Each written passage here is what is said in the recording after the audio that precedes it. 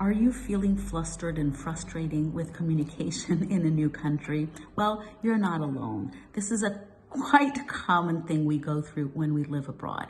Now, I'm going to teach you the 3P rule that will help you navigate these communication hurdles with a lot more ease.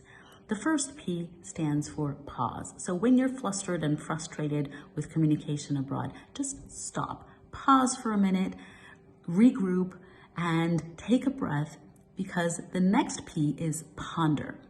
And this P has to do with think about what you're trying to communicate, what someone is trying to tell you. To figure out how you can do the communication in different ways.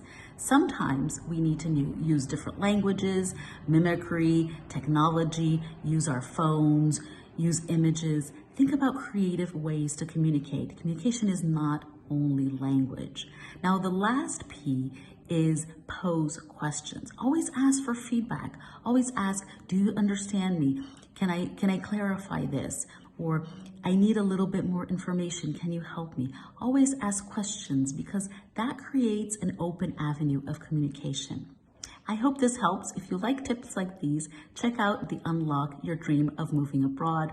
It's free and you can check it out down below.